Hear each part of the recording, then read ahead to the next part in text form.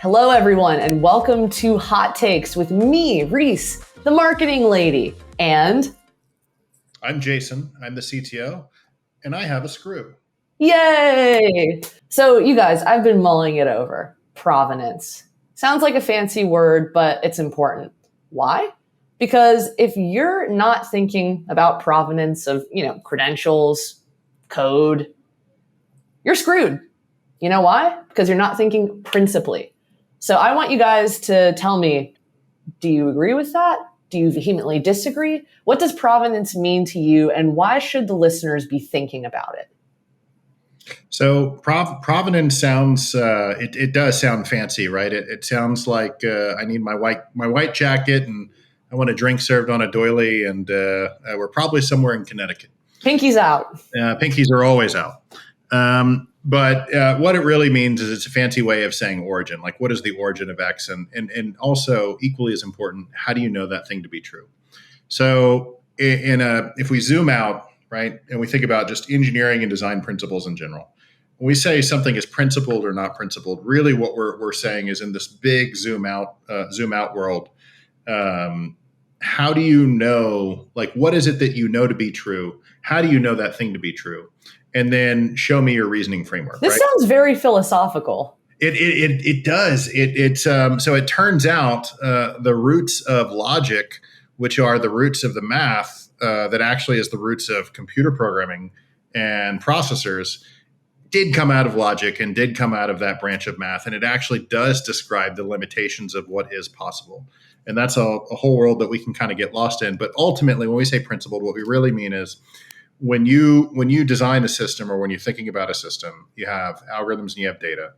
And the algorithms can be wrong and the data can be wrong, and some combination of the two can be wrong. When we talk about provenance, we talk about really kind of zooming in on that data aspect there, or even the algorithm or the code portion, and saying, what is the origin of this data? What is the origin of this code? And how do I know that thing to be true? What is the level of trust that I have to kind of assert, or here's another fancy word, axiomatize, which really just means accept, right? So, for instance, do you accept that two parallel lines never touch? That's a great axiom of geometry. It turns out when we're reasoning over systems and whatnot, there are a couple axioms or a couple assertions you just have to kind of take at the core. And the whole thing with zero trust, and really with what we're talking about with provenance, is how do I make that set of things that I have to just assume to be true as small as humanly possible, right? How do I reduce that set of bases, if you will, as small as possible? And this is where provenance plays in. It's what is the origin of the data that's going into the function, the algorithm, the system? What is the origin of the algorithm the system is actually executing?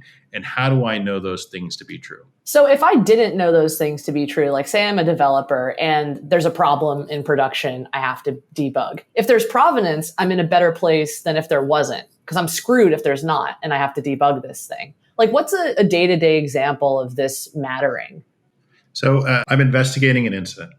A service was accessed with an SSH key, or using a key bound in an SSH certificate. Who authorized the certificate? What is the origin of the key pair? How do I know the origin to be true? So, for instance, let's say the origin of that key pair was created inside of a TPM as a signing key, and it was created in a way where the key literally can't move out of the TPM, right? It gets locked in a jail. You send data down and say, sign this. You literally can't copy the key out. It's great because the key never ends up in memory, can't be memory dumped, never ends up in the file system, can't be read or mounted, blah, blah, blah. Anyway, that's another talk.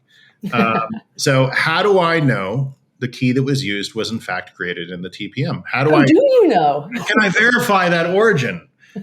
Because if I could, that helps me pull the thread, versus if this was just kind of a developer created key, right? It tells me not only was the origin inside of a TPM, but the implications of that is if I trust TPM 2 spec and it was implemented correctly, then in the certificate, I can also see the manufacturer. Like, I can see that it was an Infineon chip that in fact created that key pair. This is where I have to trust that Infineon actually executed something correctly. But again, it's very, very small piece of hardware thing that I now have to trust. So provenance, maybe you could say synonyms are like assurance, accountability, like It's what origin. else is Provenance is origin. Yeah. What is the origin of this, and how do I know it to be true? Everybody loves a good origin story, right? Was this painting in fact a Leonardo da Vinci original, or was it a Nelson Sidewalk special? Well, I studied art history, and that's actually a huge thing. Like with Rembrandt, he had so many understudies that art historians and gallerists and resellers would be like, oh yeah, this is a real Rembrandt. No, it's actually done by one of his students. So when you look around, like, at your peers or just the average company, do you think that most people have a handle on provenance? Are they thinking about it? Or is it something that drastically needs improvement and awareness? There's a little bit in companies' assurance programs that kind of pick at and inch in that direction. But generally, I don't think people think about this.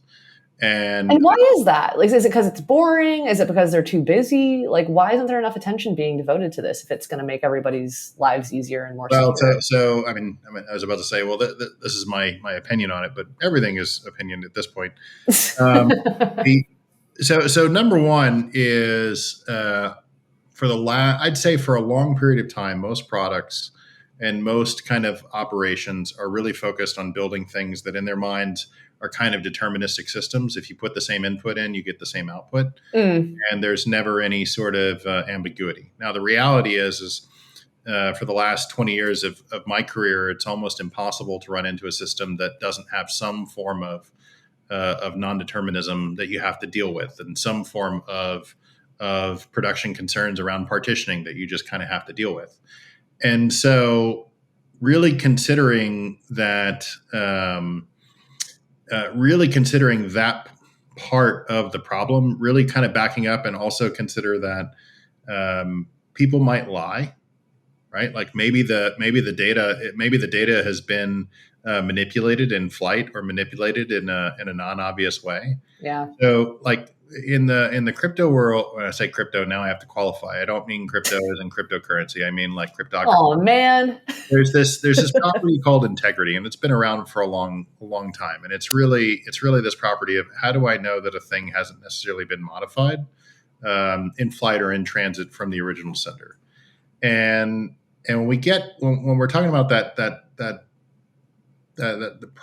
whole problem of provenance, it definitely kind of sneaks back in there. But how do I know this actually came from Nelson? How do I know? Why do I know that to be true? And how am I sure that no one has doctored it up, or that it wasn't kind of one of Nelson's acolytes, just kind of like painting by numbers? So I guess I'm getting a little bit far afield. The question was really like, why are people just now starting to pay attention to this? I think it's a hard problem. I think it really rears its head when you consider both distributed systems and adversaries that have access to those systems who can lie, right? Yeah. And that's pretty much the landscape these days, right, guys? And honestly, it's been the landscape for a long time. I think it's just the cost of not thinking about it is truly high now, right? Yeah. And look, we don't want our listeners to have to suffer or be doomed. So please think about provenance as you're building systems and just every day in your life. It'll do you some good. We will see you guys next week on our very exciting Hot Takes episode. Who knows what we're going to talk about, but we'll see you there. Thanks for tuning in today. Catch you later. Don't forget to like and subscribe, by the way, or else.